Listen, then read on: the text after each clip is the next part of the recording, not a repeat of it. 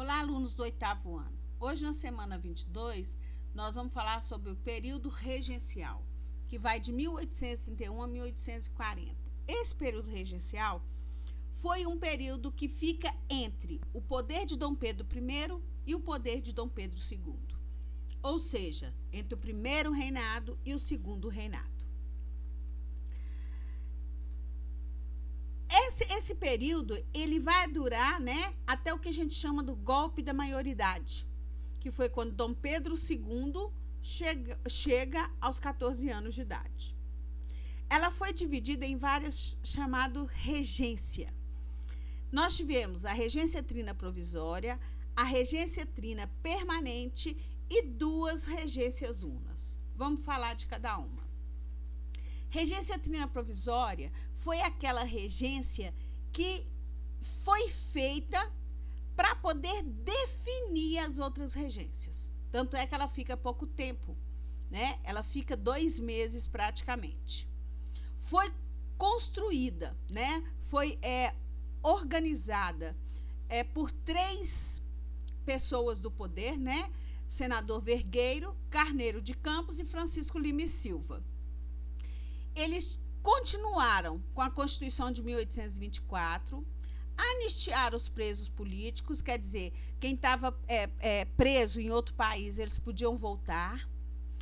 Limitaram os poderes dos regentes, do poder, Quer dizer, o regente agora não mandava tanto, ele tinha que obedecer a um parlamento.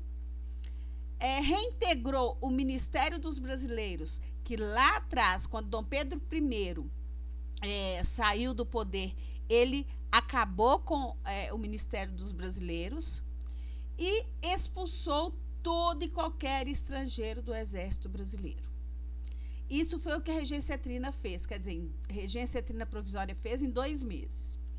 Logo em seguida, eles tiveram um consenso maior, votaram e fizeram a chamada regência trina permanente, que vai de 1831 a 1835. Quem participou? Quem ficou no poder? Braulio Muniz, Costa Carvalho e Francisco Lima e Silva. Eles criaram, nesse período, a criação da Guarda Nacional, que quem estava no poder era o padre Antônio Diogo Feijó. Quais eram as correntes políticas? Essas correntes políticas são os primeiros partidos políticos que surgiram no Brasil. Foram 3, que depois foram desenvolver em vários outros. Os restauradores, que eram também chamados de caramurus, que queriam a volta de Dom Pedro I. Os liberais moderados, que eram aqueles que estavam em cima do muro, que eram chamados de chimangos, que eram favoráveis a um governo centralizado, quer dizer, que queriam o rei no poder, mas queriam uma monarquia constitucional, que queriam uma constituição.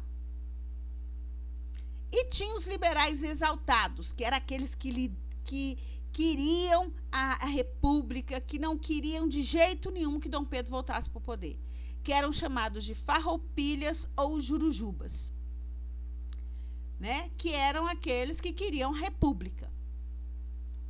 Nessa época também, eles criaram o Código do Processo Criminal, em 1832.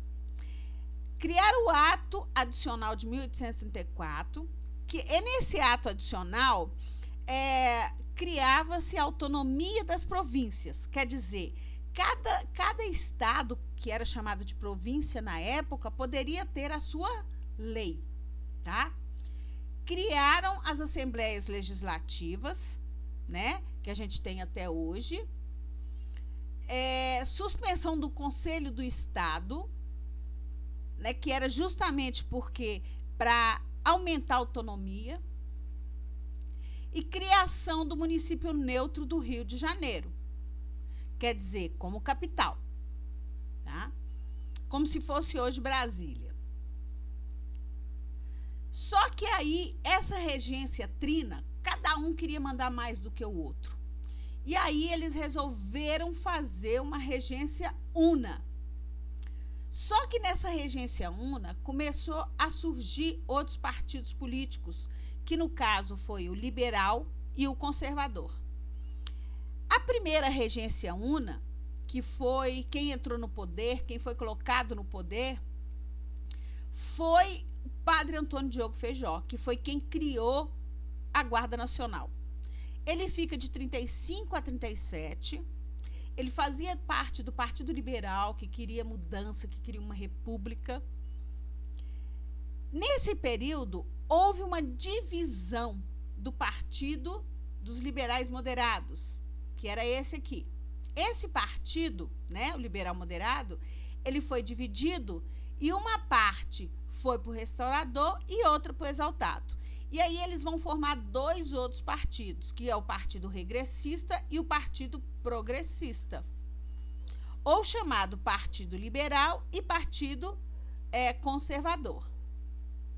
Nesse período vão surgir revoltas regenciais, que vão lutar, né, logicamente, pela República, que nós vamos ver na próxima semana.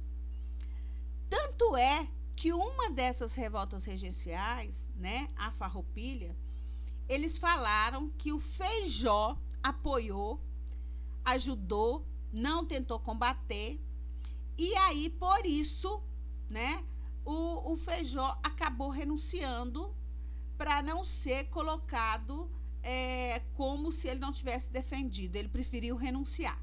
Nós vamos falar na próxima aula dessas revoltas. A outra regência una, ela foi de 37 a 40, e quem ficou no poder foi o Partido Conservador, aquele partido que queria Dom Pedro no poder novamente. Primeira coisa que ele fez foi o que lá em cima, na regência trina, né, eles montaram, que foi o ato adicional de 1834, que foi a autonomia das províncias. O Pedro de Araújo Lima, a primeira coisa que ele fez foi acabar com essa lei de interpretação do ato adicional. Ele acabou com a autonomia das províncias e centralizou o poder na mão dele. Ele mandava em tudo. Volta do Conselho de Estado, que também estava na mão dele, e houve duas revoltas regenciais na época dele, que foi a Balaiada e a Sabinada. Que todas essas revoltas que surgiram, tanto na época do Feijó quanto na época do Araújo Lima, elas foram deflagradas, quem acabou elas foi justamente o governo. Em 1840 surge o golpe da maioridade. Esse golpe da maioridade, gente, é justamente o golpe onde vai colocar no poder Dom Pedro II, com apenas 14 anos de idade. Só que esse golpe de Estado, esse golpe, né, da maioridade, ele foi feito pelo Partido Liberal, exatamente com a intenção de, né, colocar no governo gente deles. Só que, quando Dom Pedro II entrou no poder, ele faz o seguinte: ele organiza de uma maneira onde um período, né, de 4 em 4 anos, fica do lado dele pessoas do Partido Liberal e pessoas do Partido Conservador. Então, quem vai mandar? Nenhum, nem outro. Quem vai mandar, no final das contas, é Dom Pedro II. Então, tanto o Partido Liberal quanto o Partido Conservador acabaram dando, como se diz, um tiro no pé. E não resolveu nada, tá? Então, a partir dessa pequena explicação, vocês vão responder as perguntas.